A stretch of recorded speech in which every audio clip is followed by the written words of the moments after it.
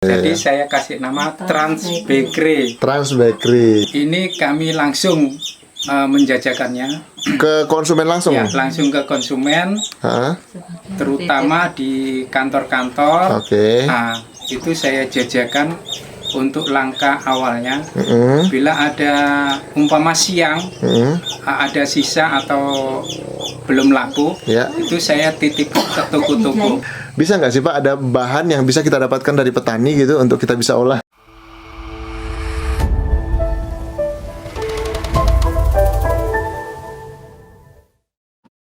Sobat Survivor, kembali lagi bersama saya di channel Asian Survivor.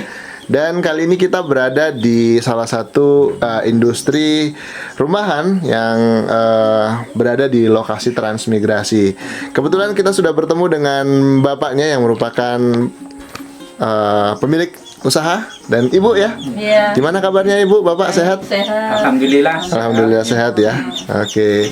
Jadi kebetulan kita kemarin ada ngobrol-ngobrol dengan Pak Seger dan Ibu Nur yang kebetulan juga seorang YouTuber.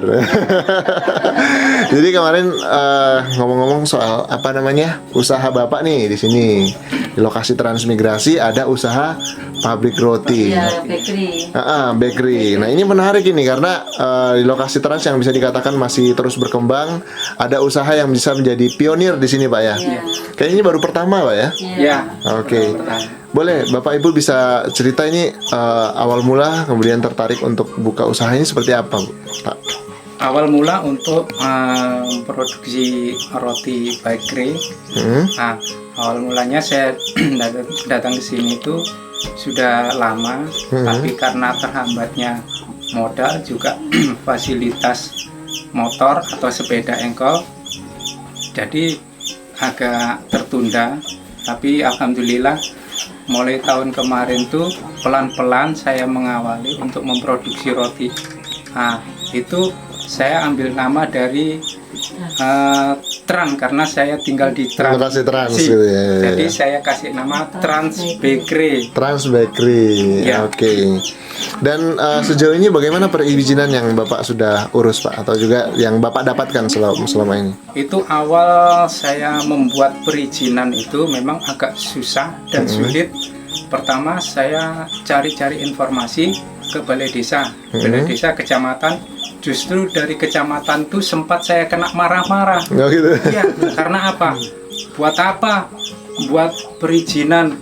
Toh nantinya akan buat pinjaman ke bank, nanti pindah ke Tanjung Selor, produksinya ke sana. Nanti tren ditinggal. Oh gitu. Buat Jadi, apa? Gitu. jadi mungkin melihat pengalaman-pengalaman sebelum-sebelumnya ya, saudara-saudara kita yang akhirnya memilih untuk tinggal di kota ketimbang di daerah trans.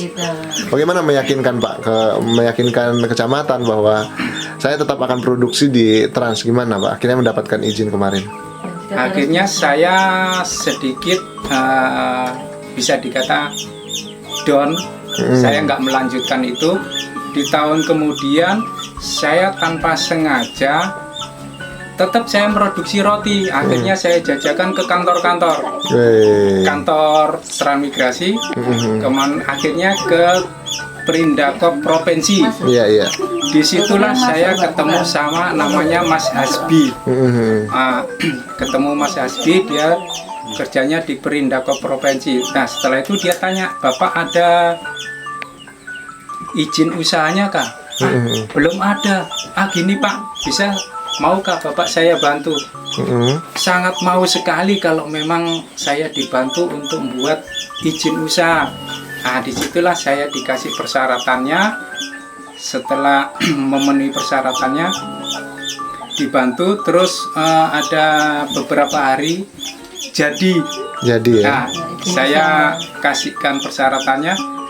Setelah beberapa hari kemudian saya ditelepon, dikasih tahu Pak, ini sudah jadi surat perizinannya. Akhirnya bisa dapat izin Pak ya. Akhirnya sudah dapat izin usaha. Baik, kita melihat di sini ada apa namanya bisa dikatakan SOP-nya, proses produksinya atau proses produksi Roti Trans Bakery. Namanya keren sih ya, Trans Bakery. Oke, yang satunya biasanya Transjakarta. Oke, ini halus proses produksi Trans Bakery. Ini ada bahannya gitu. Ini ada resep rahasia kan di sini, Pak ya? Iya. Ada resep rahasia ya. Oke. Ya. Oke, jadi di sini ada bahan, lalu kemudian juga proses mulai dari awal sampai akhirnya menjadi roti yang siap untuk dikemas seperti itu. Ya, tadi kan sudah sempat dijelaskan tapi belum sempat direkam, Pak. Ini berapa produksi dalam satu hari? Atau satu kali produksi berapa jumlah yang diproduksi? Sekali produksi atau dalam satu hari produksi bisa 4 kilo atau 3 kilo. 100 kurang lebih 140 Buah. atau mencapai 150 biji. Iya, itu ukuran berapa, Pak? Ukuran rotinya apa beratnya? Ukuran rotinya. Ukuran rotinya 50 gram. 50 gram ya. Beratnya 50 gram. Ya bisa dibayangkan lah ukurannya seperti apa. Mungkin untuk satu porsi satu orang gitu ya. Ya. Oke, terus apa namanya sasaran konsumennya kemarin sampai sekarang ini siapa, Pak? Sasaran konsumennya Atau mendistribusikannya kemana kemarin? ini kami langsung menjajakannya. Ke konsumen langsung? Ya, langsung ke konsumen, Hah? terutama di kantor-kantor. Oke. Nah, itu saya jajakan untuk langkah awalnya. Mm-mm. Bila ada umpama siang Mm-mm. ada sisa atau belum laku, Ya. itu saya titip ke toko-toko Mm-mm. atau ke kantor-kantor kantin, itu saya titipkan ke warung-warung. Tapi ya alhamdulillah sebetulnya lumayan. Laris manis. Cuma Laris ada, manis ya. ada juga kendalanya kalau Iya. masuk ke kantor itu pernah saya ditegur nggak pakai sepatu. Yang punya sandal jepit Harus pakai sepatu ya. Saya kendalanya ke situ. Oke. Tapi mungkin kalau seperti itu mungkin apa namanya diatasi bisa lah. diatasi Iya. gitu ya, kendala-kendala yang mungkin bisa diatasi. Dan ini luar biasa, Pak. Industri rumahan, Bapak sebagai produsen sekaligus juga distributor gitu ya. Ya. Dengan kalau di lingkungan Trans sendiri ini konsumennya ada juga nggak sih, Pak? Ada ya? Titip di warung. Oh, titip di warung ya? Toko kan di daerah sana 5A Abu Oke. Siri. Oke, Sana, gitu. Ya, toko. Oke. Jumlahnya lumayan juga, Pak ya? Lumayan. Habis terus juga, habis lari Habis juga. terus ya. Iya. Mungkin di video selanjutnya nanti saya harus datang lagi, Pak, pada saat produksinya ada. Oh, iya. Produknya ada gitu. Untuk sementara kan kita Pembuatan juga. betul. Mungkin kalau pembuatannya mungkin kita bisa di sini kita bisa udah lihat ya. Di sini ada oven, terus juga ada steamer, juga ada pengaduk ya. Memang kalau bisa dibilang masih serba terbatas, Pak ya. Iya. Apa yang menjadi Manual lah. masih manual? Apa yang diharapkan oleh diharapkan untuk pemerintah ke depan, Pak, untuk usaha Bapak agar bisa lebih berkembang? Ini cuma satu aja harapan saya dari pemerintah, mungkin khususnya dari Bapak Gubernur. Ya, Nah, saya juga mendukung juga dari Bapak Gubernur. ya. Ini harapan saya cuma satu aja, mesin aduan itu aja. Oh, mesin aduan. Itu memang sangat sangat penting ya. Sangat mendukung. Karena dari situlah Pesanan, kan? untuk menerima pesanan lebih banyak, dari situ Biar akan maksimal. tercapai gitu. Oh, Pekerjaannya gitu. bisa maksimal. Ini saya salut, Pak, karena warga Trans yang di pikiran saya adalah banyak petani, tetapi ternyata kita bisa melihat di sini ada juga yang bisa menciptakan industri pasca panen gitu ya. Ya. Jadi ya walaupun mungkin bahan-bahannya tidak dari sini, dari petani, tapi Bapak sudah menciptakan satu industri untuk memenuhi kebutuhan masyarakat di sini. Luar biasa. Jadi saya rasa ini memang perlu dibantu, Pak ya. Maksudnya dalam hal kebutuhan permodalan gitu ya. Dan sejauh ini bagaimana, Pak? Permodalan. Ini kan tadi perizinan sudah kan, Pak ya. Sejauh ini bagaimana bantuan pemerintah terkait permodalan? Kalau bantuan modal untuk pemerintah ini masih saya mengajukan pengajuan di kantor desa. Ya. Itu kita tinggal menunggu info selanjutnya dari kantor desa. Itu yang paling lama sih biasanya Pak. Tunggu saja info selanjutnya saudara-saudara. Ya tapi ya tentunya Bapak bersabar ya apapun nanti yang terjadi. Tapi saya tentunya berharap nanti ada sobat survivor juga yang bisa melihat kondisi Pak siapa mohon maaf tadi Pak Eko dan juga bisa membantu nanti usaha beliau. Mungkin dalam hal pemasaran mungkin kebetulan warga Tanjung Selor dan juga bisa menerima titipan produknya Pak ya. Ya, Sebenarnya saya penasaran nih Bu, rasanya seperti apa produknya gimana Pak ya? Iya benar. satu lagi mengenai bahan itu saya juga ada semacam kayak kenaikan harga di Tanjung. Jadi pada waktu kita mau membutuhkan bahan dari situ naik drastis. Oh, itu yang gitu. saya bingungkan. Salah satu contoh isi coklat umpama. Dari situ coklat seharga 150 umpama 150. Itu nanti bulan berikutnya sudah naik sangat Sudah tinggi naik, ya. sampai 250. Nah, dari situ kita juga Kendalanya. bingung. Saya tanya-tanya ternyata belinya harus di Samarinda kan. Dari situ. Ada nggak seperti ini pemikiran saya sendiri sebagai warga orang awam sih yang nggak ngerti tentang bakery sebenarnya. Bisa nggak sih Pak ada bahan yang bisa kita dapatkan dari petani gitu untuk kita bisa olah? Nah. Kayak gitu, saya kepikirannya segitu sih Pak. Soalnya kalau kita memang beli tepung itu kan dari paling tidak dari Amerika gitu ya. Ada nggak sih Pak gitu? Sebetulnya ada yang saya butuhkan dari petani. Cuman ya itu tadi saya kurang maksimal kalau saya ambil dari petani. Salah satu contohnya satu nanas. Oh iya. Kedua ubi rambat. Nah, kalau nanas kita bisa buat selai nanas. Selain nanasnya Kalau sebagai isiannya ya. ubi rambat nanti saya bisa olah menjadi coklat. Coklatnya Nah, ya. umpama Oke. kita beli Isian bahan coklat. jadi katakanlah 200. Kalau saya olah sendiri bisa katakanlah 100.000 atau bisa 50.000. Karena ubi rambat 1 kilonya kan 50.000. 5.000. 5.000. Ya. 5.000. Terjangkau. Kalau tinggal kita nambah-nambah katakanlah berapa 20.000 lah. Kalau kita beli jadinya itu sudah 40.000 per kilo coklat itu tadi. Iya.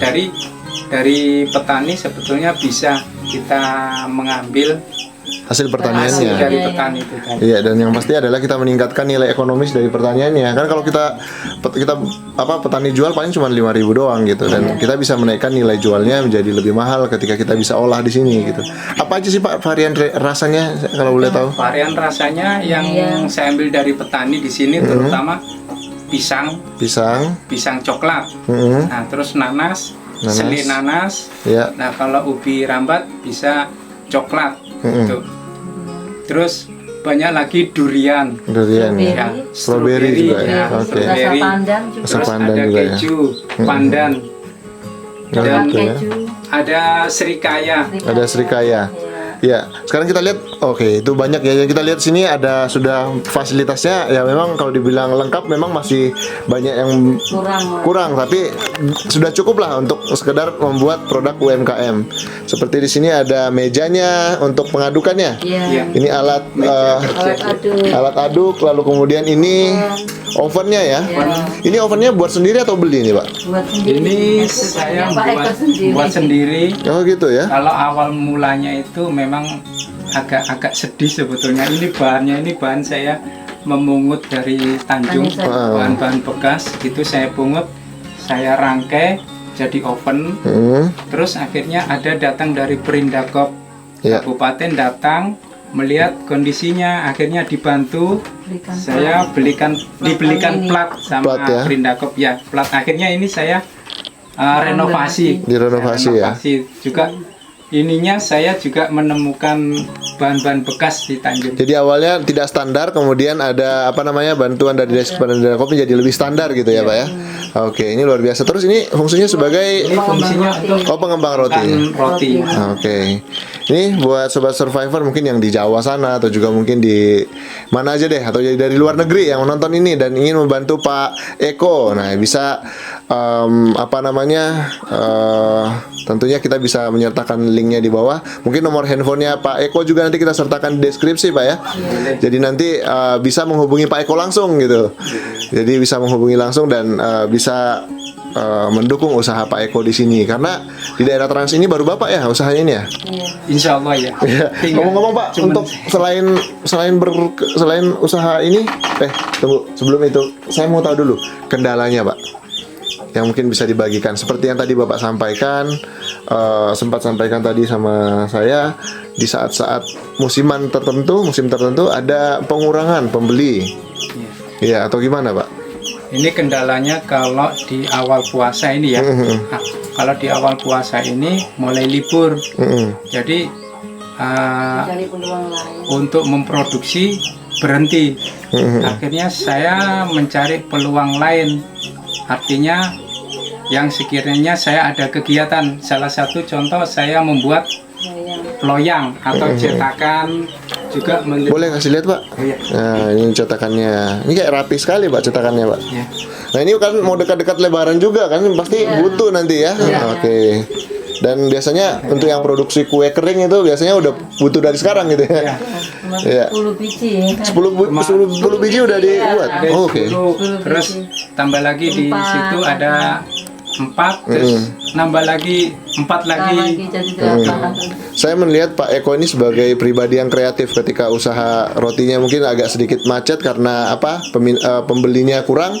Lalu kemudian beralih ke usaha pembuatan Oven. oven. Sama loyang. Ini nggak semua orang bisa bikin loh Pak. Ini Pak Segar belum tentu bisa bikin Pak ya. Ya, tapi Pak Eko bisa bikin dan ini bagus sekali. Mungkin warga Trans juga atau warga Kaltara yang mungkin memesan Pak ya, tray untuk pembuatan kue ini bisa sama Pak Eko. Selain tray apa lagi Pak? Selain loyang apa lagi Ada ya? oven tapi Oven. di foto Oh, sudah dikirim, sudah jadi. Dikirim sudah jadi. sudah jadi saya Oh, kirim sudah tadi. jadi. Nanti mungkin fotonya bisa dikirim ke Ibu Pak. Iya, nanti saya tampilkan di gambar ini. Oke, luar biasa. Ini contohnya juga yang dirakit oleh beliau. Iya. Terus juga ini apa sih Pak? Saya penasaran. Mungkin Bapak boleh pegang. Ini cetakan tawar yang setengah jadi. Kayak roti apa? Roti tawar itu ya, Iya, yang roti dipotong-potong tawar, itu. yang ya? Nah, tutup Potong-potong. ya. Ini nanti belum roti jadi. tawar nanti yang dipotong-potong itu. Ini yang setengah jadi. Belum Nah, selesai. ini belum selesai. Kalau kualitas ketebalannya ini tebal, Tebal ya. ya tebal. Karena buatannya apa namanya? Handmade ya, pastinya. Buatan tangan ya, bukan cetakan, bukan dibuat pabrik gitu. Jadi pasti lebih teliti pembuatannya. Iya. Baik Pak, jadi saya curiga Bapak bisa buat kompor juga nih. Bisa. Oh bisa juga? Luar biasa. Jadi yang punya kompor hock di rumah, yang mungkin minta diperbaiki atau mungkin di ini bisa ya? Iya. Oke. Dandang yang bocor bisa. Dandang yang bocor juga bisa Bu ya? Iya. Luar biasa. Tinggal tahu alamatnya di Jalan Nanas. SP5 Tanjung Buka. Pak, ini kita ngomong soal roti kan sudah, terkait industri apa? Rumahan ini sudah. Terus kalau perkebunan sendiri kan Pak, kan Bapak juga punya lahan Pak ya? Gimana sejauh ini? Kalau perkebunan ini saya masih menunggu iklim atau cuaca panas. Rencananya mau tanam lombok. Oh, tanam lombok. Mau tanam lombok. Soal bibit ini saya sudah siapkan. Tinggal membuat bedengannya. Oke. Kalau lahan sudah lumayan lah, Sudah siap ya? Oke. Sudah siap. Sudah siap ya. Pupuk juga sudah siap Pak. Pupuk sudah siap. Kemarin padi tanam juga Pak.